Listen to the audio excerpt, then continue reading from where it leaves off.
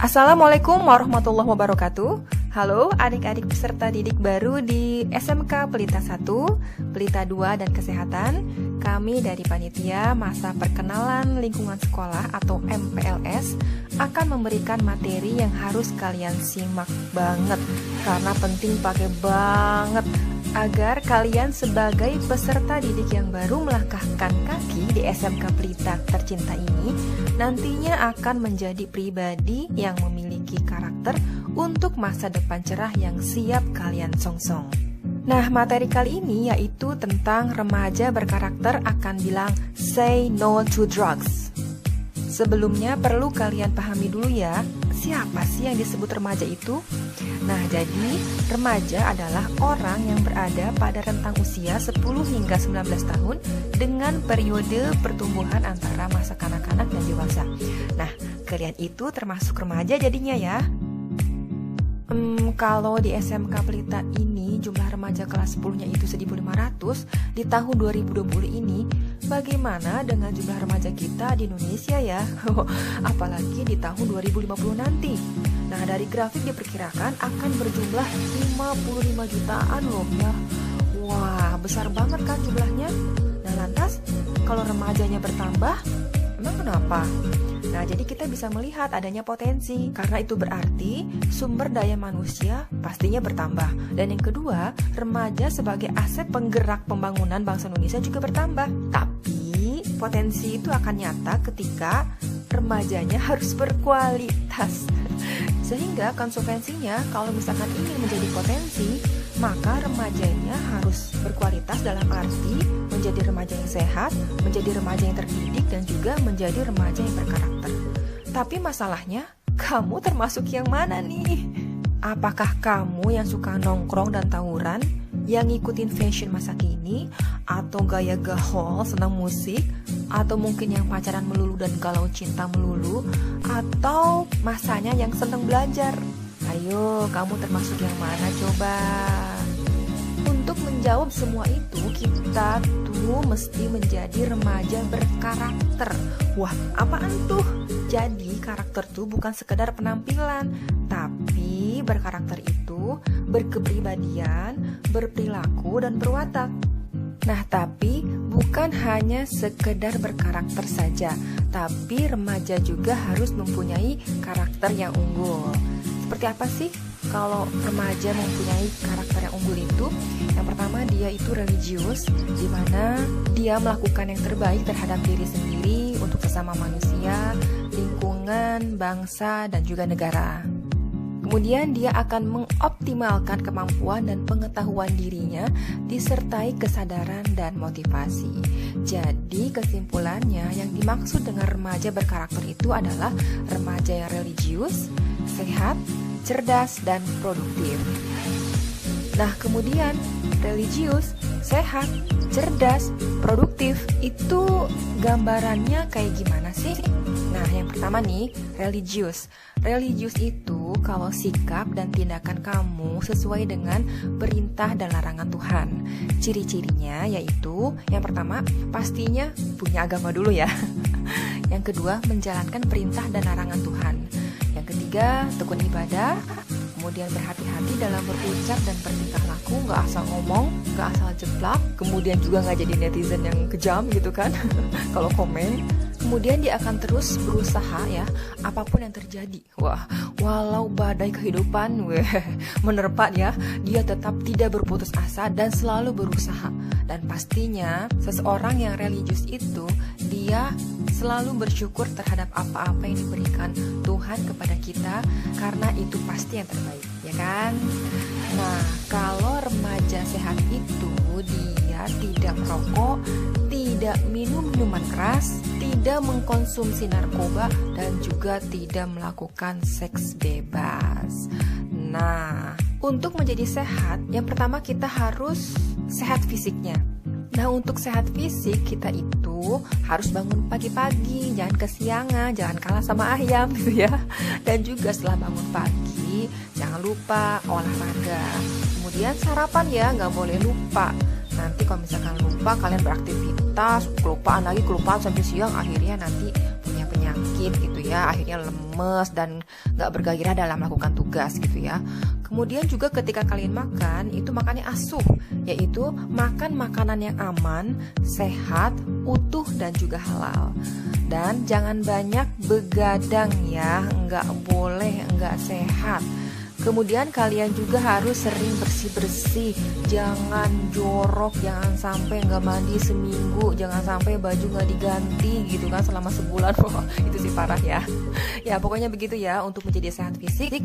Dan salah satunya juga supaya kalian sehat fisik dan nggak terkena penyakit juga gangguan fisik adalah dengan tidak yap bener, pacaran. Wah sorry nih ya, walau kalian pastinya ya di umur-umur sekarang goyang cinta-cintaan, ya dalam hati aja lah ya dulu ya. Belajar aja, fokus dulu. Karena menurut hasil survei demografi dan kesehatan Indonesia tahun 2007 itu menunjukkan bahwa usia pacaran pertama kali adalah usia saat remaja, ya kayak kalian sekarang ini gitu kan. Nah, pacaran yang enggak terkendali merupakan awal dari seks bebas. Seks bebas dalam hal ini adalah melakukan hubungan seksual sebelum menikah. Oleh karena itu, remaja kudu berhati-hati. Karena apa? Seks bebas dapat menimbulkan beberapa dampak, antara lain yang pertama, hamil sebelum menikah, memiliki resiko melakukan aborsi karena malu, masih sekolah, atau belum ingin menikah misalkan. Kemudian juga seks yang dilakukan secara berganti-ganti pasangan atau dengan pasangan yang mengidap HIV/AIDS itu rentan terhadap penyakit HIV/AIDS. Dan tentunya seks yang dilakukan tidak sehat dengan pasangan yang mengidap penyakit menular seksual dapat menyebabkan terjangkitnya penyakit tersebut, apalagi sampai menimbulkan kematian. Oke? Nah, selain sehat fisik, yang dinamakan sehat adalah kita sehat secara sosial. Sehat sosial itu dengan menjalin interaksi, sosialisasi, dan komunikasi dengan orang lain, tidak menyendiri dan juga egois, dan mengutamakan kerjasama dan kebersamaan. Bagaimanapun juga ya, bersama itu indah kan? Oke, yang terakhir adalah sehat psikologis. Yang pertama yang disebut dengan sehat psikologis adalah ketika kamu mampu mengendalikan pikiran kamu, kemudian juga bisa menggali potensi dan minat atau bakat diri kamu, dan juga pikiran kamu lebih fokus untuk merencanakan, berusaha, dan melakukan yang terbaik di masa kini. Ini contoh sehat secara psikologis ya. Misalkan ketika kalian menemukan barang-barang rusak di rumah, kalau kalian pernah belajar di teknik elektro atau sedang belajar di teknik elektro, pasti dong tahu caranya benerin alat-alat elektronik. Nah, kalian mau tuh ngulik-ngulik alat-alat itu agar kamu bisa menerapkan ilmu yang didapatkan, sekaligus alatnya bisa dipakai lagi dong ya. Gak jadi deh kebuangkan barangnya. Nah, itu adalah salah satu contoh kamu sehat secara psikologis. Selanjutnya ya, cerdas. Cerdas adalah sempurna perkembangan akal budinya untuk berpikir, mengerti, dan lain sebagainya. Kemudian juga tajam pikirannya dan mudah memahami. Oke, ada 3 hal negatif yang bisa menghambat kecerdasan. Yang pertama, kamu ya mikirnya nggak bisa, nggak mau. Apalagi nih yang sering ya terjangkiti di kita-kita adalah males. Nah, tapi pastinya kamu bukan termasuk yang sering bilang begitu kan ya. Nah, kita harus cerdas di usia emas dan produktif seperti sekarang ini. Kita, lo aja kali, maksudnya kamu ya. Ya, jadi kamu atau kalian ya harus tentukan masa depanmu dari sekarang.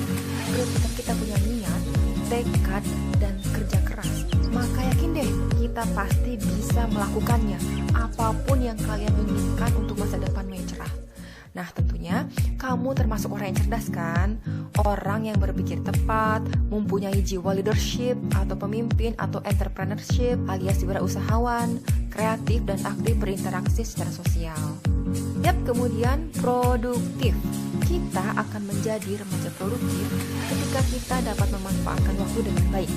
Kemudian juga bergerak dalam hal yang positif dalam berkarya. Dan yang lebih mantap lagi, bisa bermanfaat bagi orang banyak.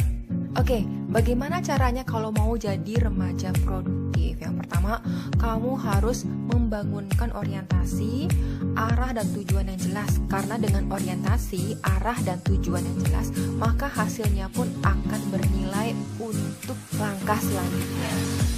Dan seorang remaja yang produktif dan mampu tampil produktif harus tahu segala kejadian terhadap dirinya sebagai bekal seorang pembelajar yang berwawasan luas. Kemudian kamu juga harus mengambil inisiatif, karena dengan berinisiatif, remaja bisa melatih diri untuk mengambil tanggung jawab dan pada titik tertentu bisa membuat rasa percaya diri lebih maksimal.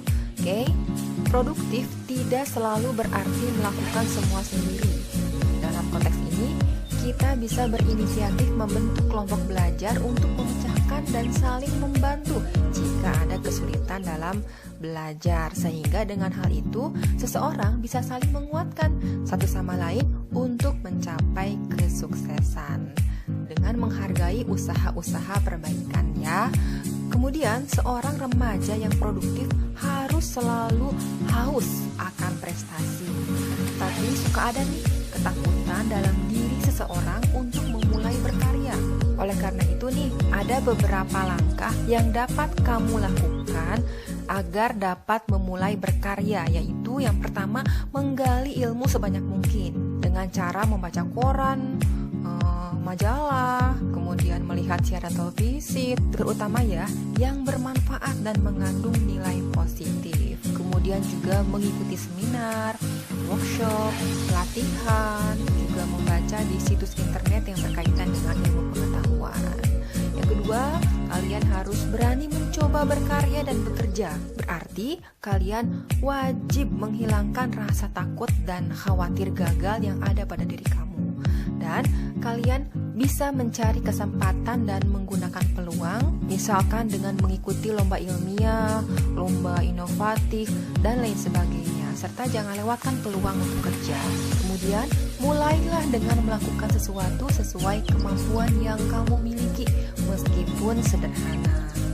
Dan tentunya setelah memulai, maka kamu harus fokus dan tekun. Nah, sebagai remaja yang berkarakter, kita pastinya akan menjaga diri dong dari pengaruh buruk lingkungan, termasuk narkoba.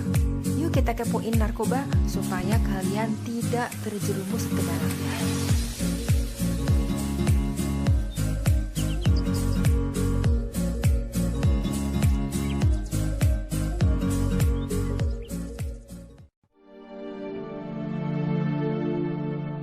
Narkotika dan obat-obatan terlarang membelenggu Indonesia.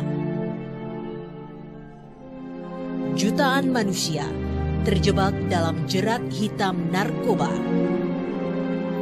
Korban berjatuhan, saat yang sama jutaan manusia mati sia-sia. Oke guys, hidup ini indah. Lalu kenapa juga harus dikotorin sama yang namanya narkoba? Tanpa narkoba, hidup kalian akan sukses dan jauh dari kata suram.